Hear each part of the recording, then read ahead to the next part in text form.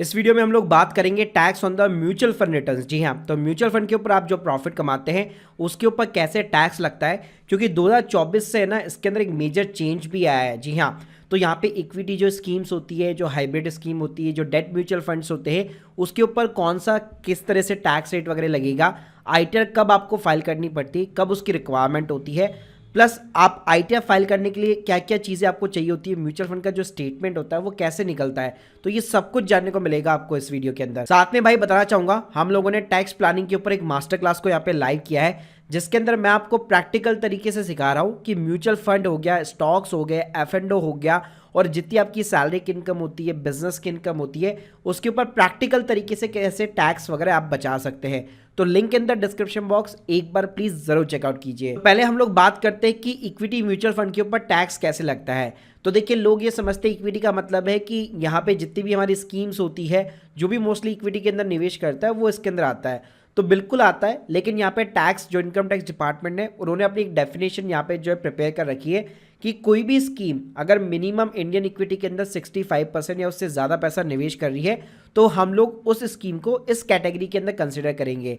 तो यहाँ पे क्या सिस्टम होता है, अगर आपने यहाँ पे कोई भी यूनिट जो म्यूचुअल फंड में आपने इन्वेस्टमेंट किया है, अगर आप एक साल से पहले प्रॉफिट बुकिंग कर देते हो, मतलब अगर आपने आज खरीदा है, कुछ महीनों बाद में प्रॉफिट बुकिंग कर देते हो, तो वो शॉर्ट टर्म कैपिटल गेन के अंदर काउंट होगा, और जितना भी आपका प्रॉफिट बनता है उसके ऊपर सीधा 15% का टैक्स रेट लगता है। अगर लेट सपोज लॉस हुआ है उस केस में, तो कोई भी टैक्स नहीं लगेगा और आप सेट ऑफ कर पाओगे, प्लस कैरी फॉरवर्ड भी कर सकते हो। अब ये सेट ऑफ और कैरी फॉरवर्ड का जो रूल होता है आगे जाके समझाऊंगा, पहले अभी आप बेसिक समझ लो। इसके अलावा अगर यहाँ पे कोई भी म्यूचुअल फंड में आपने इन्वेस्ट करके एक साल बाद में उसके अंदर प्रॉफिट बुकिंग की है, तो वो लॉन्ग टर्म कैपिटल गेन के अंदर काउंट होता है। तो यहाँ पे क्या सिस्टम होता है, 1 लाख रुपए तक का प्रॉफिट आपका एग्जेम्प्ट रहेगा, और उसके बाद का जो भी प्रॉफिट होगा उसके ऊपर 10% का टैक्स रेट लगता है। अब बात करते हैं हम लोग भाई बैलेंस हाइब्रिड फंड्स के बारे में। तो इसका भी सिंपल सा फंड है, जो भी फंड यहाँ पे 35% से ज़्यादा या फिर 65% से कम निवेश करता है इंडियन इक्विटी में, उसको इस कैटेगरी के अंदर रखा जाता है। यहाँ पे जो शॉर्ट टर्म कैपिटल गेन है उसके ऊपर कोई भी फिक्स टैक्स रेट नहीं है, जैसे पहले 15% थी। यहाँ पे आप जिस भी स्लैब रेट के अंदर फॉलो करोगे उसके अकॉर्डिंग आपका टैक्स लगेगा। अब ये स्लैब रेट क्या होती है, तो हमारे इंडिया के अंदर 2 रिजीम है, न्यू टैक्स रजीम है, ओल्ड टैक्स रजीम है। तो यहाँ पे आप जिस भी स्लैब रेट के अकॉर्डिंग जो है फॉल करते हो, उसके अकॉर्डिंग आपका टैक्स रेट लगता है। अगर आपकी ज़्यादा इनकम हुई तो 30% तक का टैक्स रेट लगता है, तो उसी के अकॉर्डिंग यहाँ पे शॉर्ट टर्म कैपिटल गेन के ऊपर भी 30% का जो है टैक्स रेट यहाँ पे लग जाएगा। लॉन्ग टर्म कैपिटल गेन की बात करूं, पहले आपको 1 लाख रुपए की छूट मिलती थी, लेकिन बैलेंस हाइब्रिड फंड्स के अंदर ये चीज़ बिल्कुल भी नहीं है। यहाँ पे आपका जो भी प्रॉफिट बनेगा सीधा उसके ऊपर 20% का टैक्स रेट लगेगा। बस एडवांटेज ये मिल जाता है कि यहाँ पे आपको इंडेक्सेशन का बेनिफिट मिल जाता है। इंडेक्सेशन की बात करूं तो ये एक तरह से इन्फ्लेशन रेट हो सकती है। जैसे अगर मान लो अगर आपने 5 साल पहले 5,000 रुपये लगाए थे, तो उसकी आज की डेट के अंदर क्या वैल्यू होगी, तो उसके अकॉर्डिंग टैक्स की कैलकुलेशन होती है। अब भाई ये कैलकुलेशन लगाने की खुद जरूरत नहीं है आपको, क्योंकि लास्ट में एंड में बताऊंगा मैं आपको कि कैसे आप अपने स्टेटमेंट बहुत ही अच्छे तरीके से डाउनलोड कर सकते हो। थर्ड है भाई डेट म्यूचुअल फंड और जितने भी अदर टाइप के जो म्यूचुअल फंड्स होते हैं, जिसके अंदर इक्विटी का जो पोर्शन होता है, इंडियन इक्विटी का पोर्शन, वो लेस देन 35% होता है। यानी कुछ फंड ऐसे होते हैं जिसके अंदर इक्विटी होता है लेकिन डेट ज्यादा होता है, या कुछ ऐसे होते हैं जिसके अंदर डेट पूरा ही कंप्लीटली डेट होता है, तो वो सारे फंड इस कैटेगरी में आते हैं।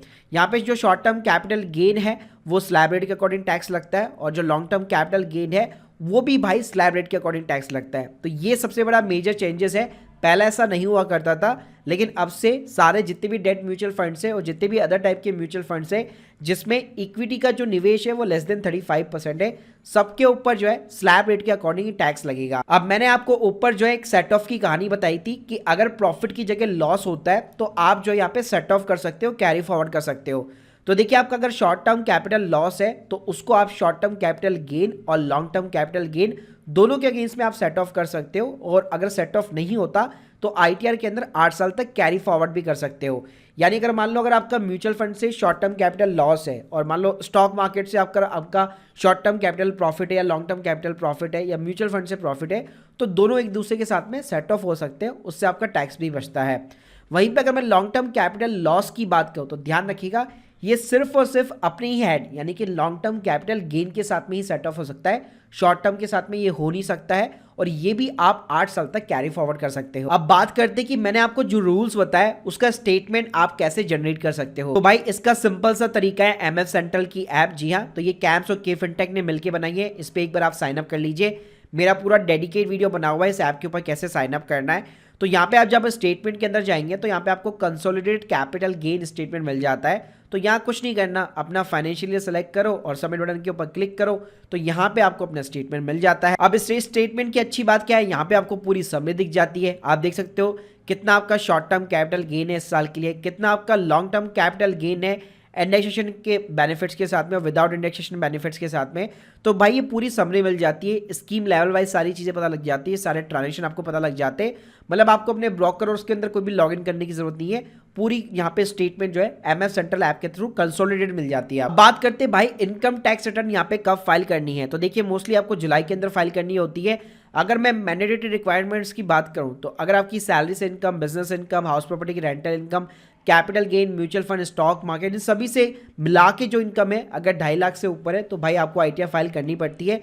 चाहे टैक्स मत भरो क्योंकि टैक्स जो है आपका 5 लाख के नीचे टैक्स नहीं लगता है और न्यू टैक्सेस में भी 7 लाख तक नहीं लगता है, लेकिन स्टिल आपको हमेशा आईटीआर फाइल करनी चाहिए और लॉस हो तब भी करनी चाहिए क्योंकि मैंने बता चुका हूं ऑलरेडी, आप कैरी फॉरवर्ड कर सकते हो भाई लॉसेस को और फ्यूचर में जब आपका टैक्स लगेगा ना उसको आप बचा भी सकते हो। तो guys hope you like this video, please subscribe our channel, हमारे टैक्स प्लानिंग मास्टर क्लास को चेकआउट करना मत भूलिएगा।